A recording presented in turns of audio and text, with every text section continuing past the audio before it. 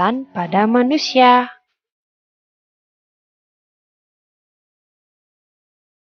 Pada video sebelumnya, kita telah mempelajari tentang organ pernapasan pada hewan. Nah, materi selanjutnya yaitu kita akan membahas tentang organ pernapasan pada manusia. Yang pertama yaitu ada bernapas. Apakah yang dimaksud dengan bernapas? Nah, bernapas itu merupakan proses menghirup udara yang mengandung oksigen atau O2 dan menghembuskan udara yang mengandung karbon dioksida atau CO2. Berikut ini kita akan membahas tentang organ pernapasan pada manusia. Ini adalah gambar dari organ pernapasan pada manusia. Yang pertama, bagian ini disebut dengan rongga hidung. Fungsi dari rongga hidung yaitu menyaring udara yang masuk dan dibantu oleh rambut hidung serta selaput lendir. Bagian yang kedua disebut dengan faring. Faring berfungsi menyalurkan udara ke laring. Yang ketiga disebut dengan laring. Laring berfungsi menghubungkan faring ke trakea. Kemudian bagian ini disebut dengan trakea, berfungsi menyaring udara dengan bantuan rambut getar. Kemudian bagian ini disebut dengan bronkus. Bronkus berfungsi mengalirkan udara ke paru-paru. Bagian keenam disebut dengan alveolus. Fungsi dari alveolus yaitu sebagai tempat pertukaran oksigen dan karbon dioksida. Kemudian bagian ini disebut dengan paru-paru. Paru-paru merupakan organ utama pernapasan manusia. Nah, pada paru-paru ini terdapat selaput tipis yang melindungi paru-paru. Nah, selaput tipis itu disebut dengan selaput pleura.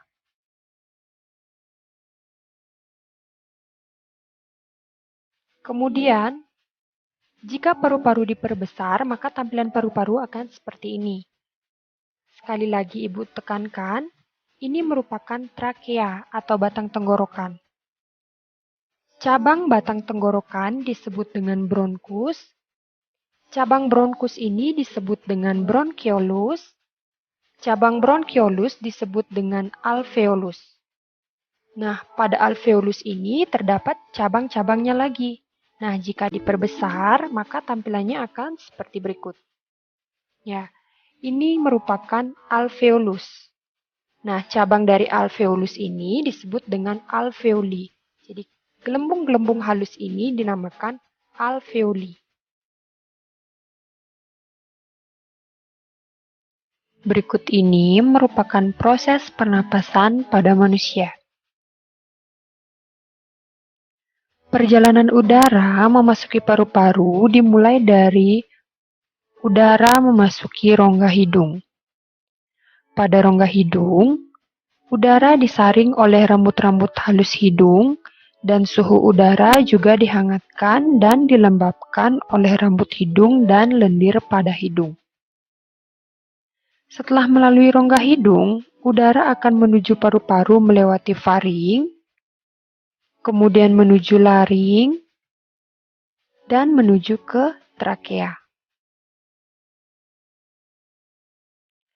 Udara dari tenggorokan akan menuju ke paru-paru, namun sebelum diproses di paru-paru, udara akan melewati saluran bercabang dua.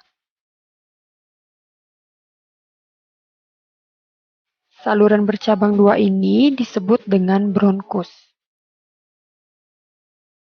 Setiap bronkus terhubung dengan paru kanan dan paru kiri.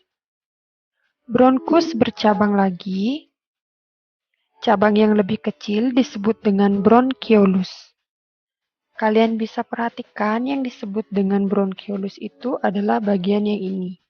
Cabang-cabang inilah disebut dengan bronchiolus. Bronkiolus bermuara pada alveolus. Berikut ini merupakan alveolus. Nah, jika diperbesar, maka tampilannya akan seperti ini. Fungsi dari alveolus tersebut adalah tempat pertukaran oksigen dan karbon dioksida serta uap air. Setiap kita bernapas, udara segar yang mengandung oksigen masuk ke paru-paru, kemudian oksigen tersebut akan diedarkan ke seluruh tubuh melalui pembuluh darah. Dan di saat yang bersamaan, karbon dioksida atau CO2 dikeluarkan dari dalam tubuh melalui paru-paru. Materi berikutnya yaitu tentang fase pernapasan manusia. Fase pernapasan manusia ada dua jenis. Yang pertama itu ada fase inspirasi dan yang kedua itu ada fase ekspirasi. Yang pertama yaitu fase inspirasi. Fase inspirasi adalah proses ketika udara masuk ke dalam saluran pernapasan. Nah, inspirasi ini terjadi ketika kita menghirup udara. Fase ekspirasi adalah proses ketika udara keluar dari saluran pernapasan.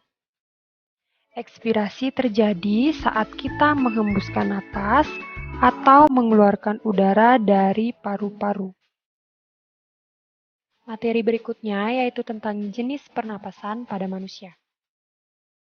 Jenis pernapasan pada manusia itu ada pernapasan dada dan pernapasan perut. Proses pernapasan dada yaitu inspirasi terjadi ketika otot antar tulang rusuk berkontraksi, tulang rusuk akan terangkat dan rongga dada membesar. Tekanan udara dalam rongga dada menurun, sehingga terjadi aliran udara dari lingkungan ke dalam saluran pernapasan. Yang kedua itu ada pernapasan dada ekspirasi. Ekspirasi terjadi ketika otot antar tulang rusuk berelaksasi yang menyebabkan mengecilnya rongga dada. Jenis pernapasan yang kedua yaitu pernapasan perut. Yang pertama itu ada inspirasi. Selama inspirasi, otot diafragma berkontraksi sehingga posisi permukaan diafragma menjadi mendatar. Akibatnya, volume rongga dada dan paru-paru membesar. Yang kedua yaitu pernapasan perut ekspirasi. Selama ekspirasi, otot diafragma mengalami relaksasi sehingga menyebabkan posisi diafragma melengkung ke atas. Akibatnya, volume rongga dada dan rongga paru-paru menjadi mengecil. Kalian bisa perhatikan pada gambar, ketika diafragma terangkat itu adalah posisi ekspirasi dan ketika diafragma turun itu adalah posisi inspirasi. Atau dengan kata lain, ketika diafragma turun merupakan kita menghirup napas dan ketika diafragma terangkat kita menghembuskan napas. Nah, diafragma itu merupakan sekat antara rongga dada dan rongga perut.